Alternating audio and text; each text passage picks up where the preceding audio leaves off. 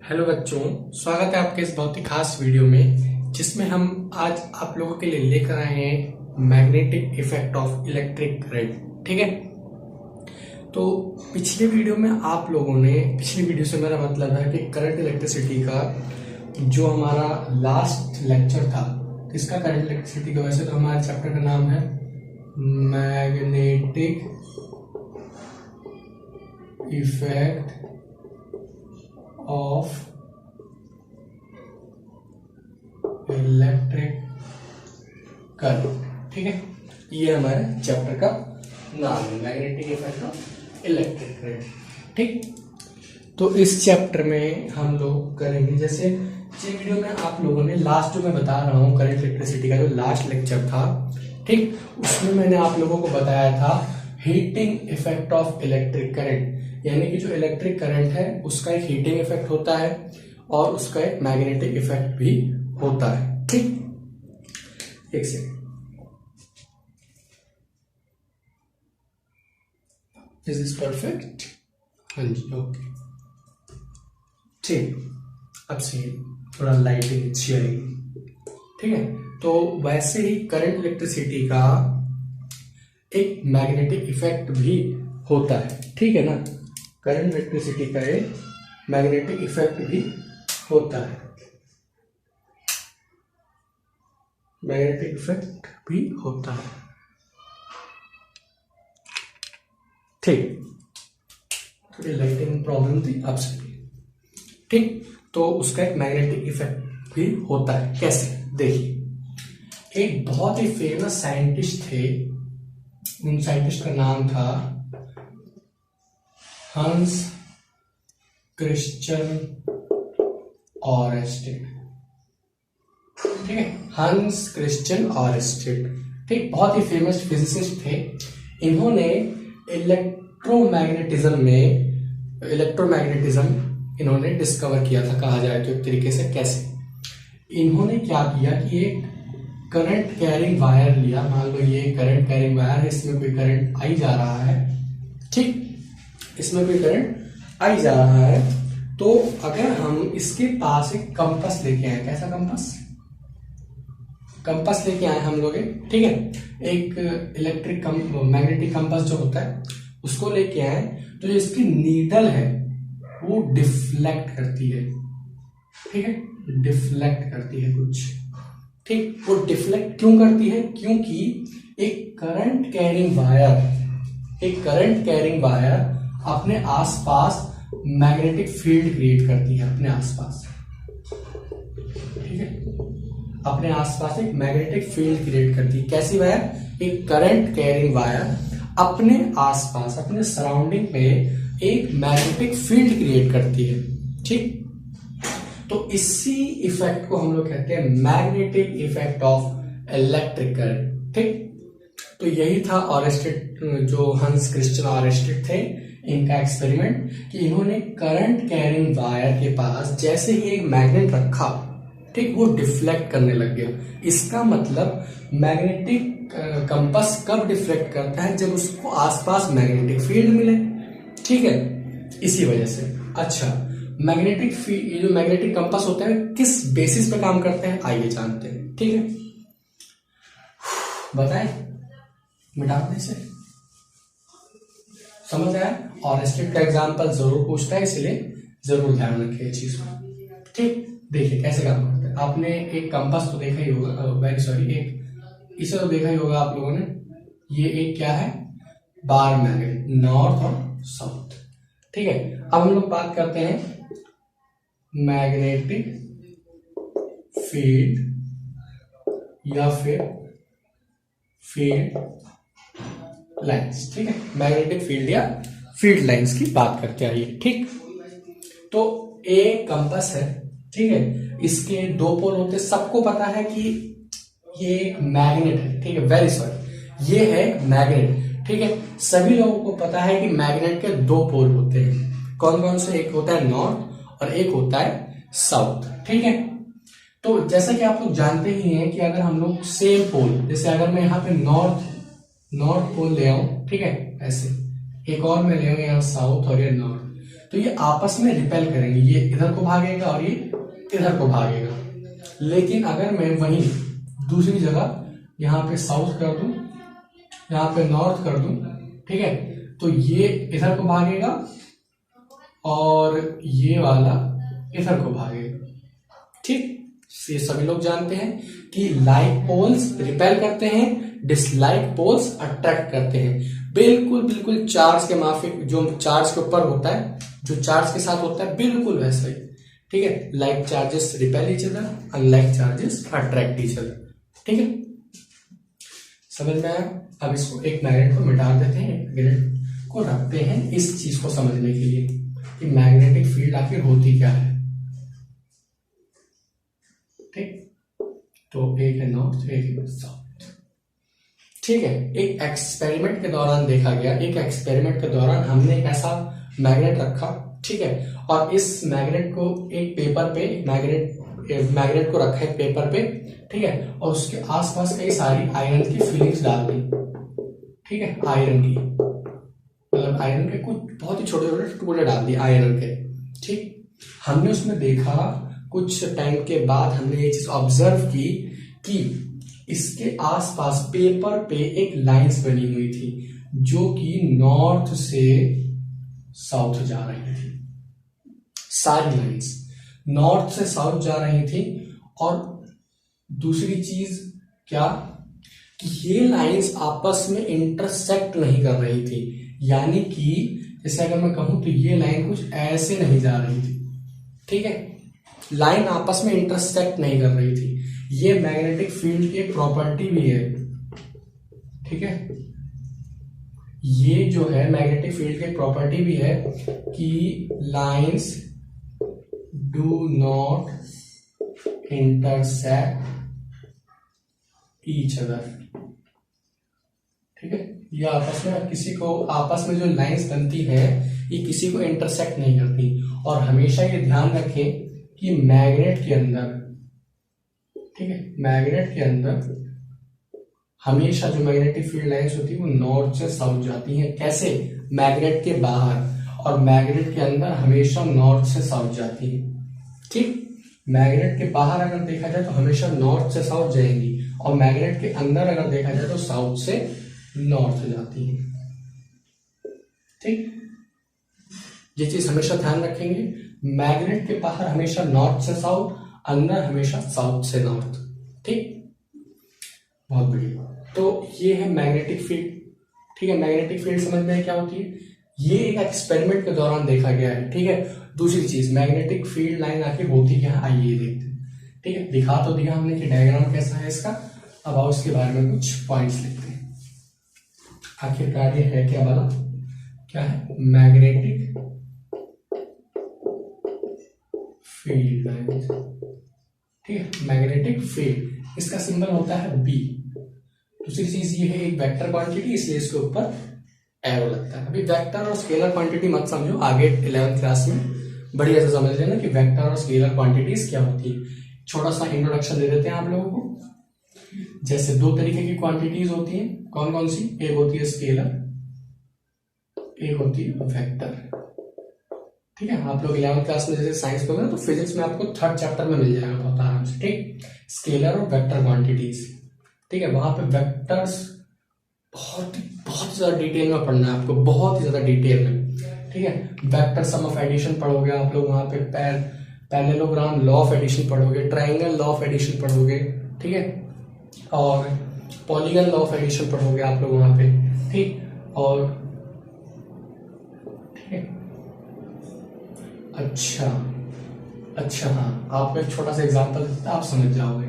Scalar में 4+3 हमेशा 7 होता है, लेकिन वेक्टर क्वांटिटी में 4+3 5 भी होता है। ठीक, 4+3 7 भी होता है, और 4+3 1 भी होता है। हमेशा ध्यान रखिए। ठीक है, वेक्टर में, वेक्टर्स में हमेशा होगा ऐसा, ये नहीं कि आप लोग स्केलर में भी घुसा दो इस चीज को। ठीक है ना, सिर्फ और सिर्फ वेक्टर्स में ही होगा ऐसा। ठीक, तो वेक्टर और स्केलर में क्या अंतर है तो छोटा सा बता देते हैं बस। ठीक, तो ये अंतर तो समझिए क्या अंतर है, नहीं समझे ना, सुनो। स्केलर एक ऐसी क्वांटिटी होती है जिसके पास मैग्नीट्यूड तो होता है, ठीक है, मैग्नीट्यूड होता है लेकिन डायरेक्शन नहीं होता, नो डायरेक्शन। सेम इसके पास मैग्नीट्यूड तो होता है लेकिन साथ ही साथ में डायरेक्शन भी होता है, ठीक। उसके साथ में ये जो वेक्टर क्वांटिटी होने के लिए सिर्फ यही दो कंडीशन नहीं चाहिए, वेक्टर क्वांटिटी होने के लिए आपको follow vector law of addition, ठीक है। सबसे मेन क्वांटिटी यही होनी चाहिए वेक्टर क्वांटिटीज के अंदर, अदरवाइज इन दोनों से आप वेक्टर क्वांटिटी नहीं हो जाते, ठीक। केवल मैग्नीट्यूड और डायरेक्शन से आप वेक्टर नहीं कहलाओगे, आपको वेक्टर लॉ ऑफ एडिशन को फॉलो करना होगा, तभी आपको वेक्टर्स कहलाया जाएगा, ठीक। तो एक छोटा सा डिफरेंस होता है इनके अंदर।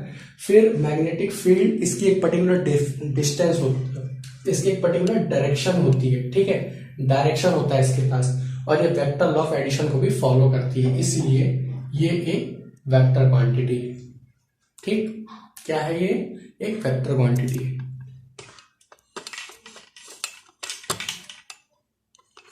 ये क्या है? वेक्टर क्वांटिटी, ठीक है ना। ओके, अब वेक्टर क्वांटिटी है तो इसकी कोई ना कोई एसआई यूनिट भी होगी, तो SI unit of magnetic field जो होती है, SI unit of magnetic field ये होती है टेस्ला, ठीक। क्या होती है? टेस्ला, क्या होती है? टेस्ला, ठीक है। दूसरी चीज, आप अभी इसी में आप लोग आगे भी पढ़ोगे राइट हैंड थंब रूल की। जैसे मैंने अभी भी आप लोगों को बताया कि मैग्नेटिक एक करंट कैरिंग वायर में मैग्नेटिक फील्ड होती है, तो मैग्नेटिक फील्ड एक वेक्टर क्वांटिटी है, तो उसकी डायरेक्शन पता होनी चाहिए आप लोगों को। तो क्या करना होगा डायरेक्शन पता करने के लिए? राइट हैंड लो अपना, राइट हैंड अपना, पड़ोसी का नहीं, अपना राइट हैंड लिया, जिस तरफ करंट फ्लो हो रहा है उस तरफ पॉइंट किया, ठीक है, और अपनी फिंगर्स खोली और कर्ल की फिंगर्स, ठीक। मान लो आपको इस जगह पे एक पॉइंट है P, तो आपसे पूछा गया कि इस जगह पे मैग्नेटिक फील्ड किस तरीके की होगी, ठीक है। तो क्या करना है? थंब करंट के डायरेक्शन में, फिंगर्स खोली और कर्ल करो, देखो ऐसे कर्ल करो, अंदर की तरफ जा रही है, यानी कि मैग्नेटिक फील्ड ये होगी इनवर्ट्स, ठीक है, इनवर्ट्स। और अगर मान लो यहां पूछा जाए तो यहां पे कैसी होगी? फिर से वही करंट के डायरेक्शन में, यहां से ऐसे बाहर आ रही है, ठीक, ऐसे बाहर आ रही है, तो यहां पे कैसी होगी? पॉइंट, यानी कि आउटवर्ड्स, ठीक है। ये बहुत जरूरी चीज है, ध्यान रखो इस चीज को, ठीक है। जब आप लोग 12th क्लास में पढ़ोगे moving charges and magnetism, moving charges and magnetism, जब आप लोग वहां पढ़ोगे तब बहुत काम आएगा ये, भाई ध्यान रखना इस चीज को, ठीक है। जब आप लोग वहां पढ़ोगे तब बहुत ज्यादा काम आएगा ये सारी चीजें, ठीक है। ये जो चीज है आपको वहां पे सबसे पहले मिलेगा, ऑरेस्टेड का एग्जांपल मिलेगा, एक्सपेरिमेंट जो मैंने अभी स्टार्टिंग में बताया था ना, ऑरेस्टेड एक्सपेरिमेंट, वो यही मिलेगा आपको। वहां पे आपको इस वायर के अंदर मैग्नेटिक फील्ड निकालना सिखाया जाएगा, कैसे निकालते हैं। चाहूं तो मैं भी बता सकता हूं अभी, लेकिन अभी आप इस सिलेबस में है नहीं हो, ठीक है। मैग्नेटिक फील्ड निकालने का फॉर्मूला होता है IBL sin theta by are square, ideal sine theta r square, ठीक है, ideal sine theta r square. तो आप लोगों को डीएल ही नहीं पता होगा क्या होता है, साइन थीटा तो पता होगा, मैथ्स पढ़ के आया हो, साइन थीटा पता होगा आप लोगों को, ठीक है, लेकिन डीएल नहीं पता ना, डीएल वेल सब 12th की बातें, ठीक है। तो ये फॉर्मूला होता है उसका, बहुत बढ़िया। तो ये सारी चीजें समझ में आ गई मैग्नेटिक फील्ड के बारे में। मैग्नेटिक फील्ड क्या होती है? मैग्नेटिक फील्ड एक ऐसी इमेजिनरी लाइंस है, एक ऐसी इमेजिनरी लाइन है, आपको मैग्नेटिक फील्ड दिखेगी नहीं। आपने कंपास रखा तो आपको मैग्नेटिक फील्ड दिखेगी थोड़ी, ठीक है। कंपास ले आओ, ठीक है, और उसके आसपास ये मान लो एक मैग्नेट है, ठीक, मैग्नेट है, मैग्नेट है, तो आप देखोगे ऐसे रखा रहेगा तो क्या आपको मैग्नेटिक फील्ड दिखेगी थोड़ी? इमेजिनरी लाइंस हमने एक्सपेरिमेंट किया, हमें दिख गई, ठीक, लेकिन आपको वैसे नहीं दिखेंगी, ठीक है। तो मैग्नेटिक फील्ड एक ऐसी इमेजिनरी लाइंस हैं जो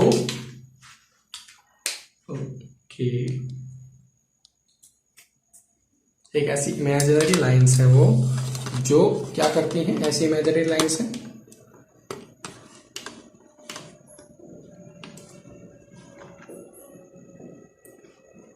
ठीक है, एक ऐसी इमेजिनरी लाइंस है जो आपस में कभी इंटरसेक्ट नहीं करती। ये सबसे अच्छी प्रॉपर्टी है मैग्नेटिक फील्ड की। अगर आप कभी मैग्नेटिक फील्ड बना रहे हो और अगर आपने उनको आपस में कट कर दिया, इंटरसेक्ट करा दिया या ऐसे इंटरसेक्ट करा दिया, ठीक है, जैसे यहां से ऐसे कट रही है तो ये गलत हो जाएगा, ठीक है। तो हमेशा ध्यान रखें इस चीज को। चलिए, तो अब देखते हैं अब आपका क्या है नेक्स्ट टॉपिक इसके बाद, मैग्नेटिक फील्ड के बाद, ठीक है, magnetic field and field lines. तो जैसा मैंने भी बताया कि जो करंट कैरिंग वायर होती है इसके पास एक मैग्नेटिक फील्ड क्रिएट होती है, ठीक है। तो आइए उसको बता ही देते हैं आप लोग, क्योंकि आपके सिलेबस में है, मेरे को लगा नहीं है आपके सिलेबस में, बता देते हैं ठीक। तो वही ये कंडक्टिंग वायर है, इसमें कोई हाई करंट फ्लो हो रहा है, ठीक है, और ये एक पर्टिकुलर पॉइंट पी है। एक चीज मैं आप लोगों को बता दूं कि आप इस पूरे वायर पे किसी भी कीमत पे मैग्नेटिक फील्ड नहीं डिफाइन कर सकते, कंप्लीट वायर पे नहीं कर सकते, ठीक, एक पर्टिकुलर पॉइंट पे कर सकते हो, ठीक है। कैसे? देखो, मान लो एक छोटा सा डीएल वेक्टर मैंने यहां से काट लिया। अब आप लोगों को वेक्टर क्वांटिटी पता नहीं पता, फिर भी बता रहा हूं, थोड़ा थोड़ा हल्का सा आपके जितना कॉन्सेप्ट आपकी जरूरत है उतना, ठीक है। एक आपने यहां से डीएल क्वांटिटी काट ली, ठीक। फिजिक्स की भाषा में जब हम कोई छोटी चीज, जैसे आपने ये देखा होगा डेल्टा आई, ठीक है, डेल्टा आई यानी कि इंस्टेंटेनियस यानी स्मॉल, बिल्कुल स्मॉल सी स्पीड होती है। तो इस चीज को हम लोग क्या कहते हैं? इसको हम लोग कहते हैं डीएल, ठीक है, यानी कि किसी बहुत ही छोटे अमाउंट को जो, अब लिमिट्स वगैरह आपको पता ही नहीं है, नहीं तो बताते, ठीक है, जिसकी वैल्यू ऑलमोस्ट जीरो हो, ऑलमोस्ट जीरो, कंप्लीट जीरो नहीं, ऑलमोस्ट जीरो हो जिसकी वैल्यू, उसको फिजिक्स की भाषा में हम लोग डी लगा के लिखते हैं। डी यानी कि very very very very small distance, ठीक है। तो यहाँ पे छोटा सा डीएल वेक्टर काटा हमने, ठीक, डीएल वेक्टर काटा यहां से हमने। वेक्टर क्या है? जो करंट की डायरेक्शन में रहे। यहां से हमने डीएल वेक्टर ही क्यों काटा? क्योंकि हमें चाहिए वेक्टर क्वांटिटी, लेकिन करंट एक वेक्टर क्वांटिटी नहीं है। करंट बेसिकली आप लोग कहोगे कि करंट के पास तो डायरेक्शन भी होता है, मैग्नीट्यूड भी होता है, ठीक है, क्योंकि आपसे क्या कहा जाएगा, देखो आपने जब सर्किट पढ़ा था तो आपने करंट की डायरेक्शन देखी थी, लेकिन करंट फिर भी एक वेक्टर क्वांटिटी नहीं है। बता रहा था मैंने, क्यों? क्योंकि वेक्टर लॉ ऑफ एडिशन को फॉलो नहीं करता, ठीक, वेक्टर लॉ ऑफ एडिशन को फॉलो नहीं करता। एग्जाम्पल के तौर पे यहाँ से 3 एम्पियर करंट आ रहा है, यहाँ से 2 एम्पियर का करंट आ रहा है, तो यहाँ के प्लस होकर 5 एम्पियर हो जाएगा। अब यहाँ पे एंगल 60 डिग्री है मान लो, ठीक है, और मान लो ये अब यहाँ 90 डिग्री का एंगल है, यहाँ से 3 एम्पियर आ रहा है, यहाँ से 2 एम्पियर आ रहा है, फिर भी ये 5 एम्पियर का ही हो जाएगा।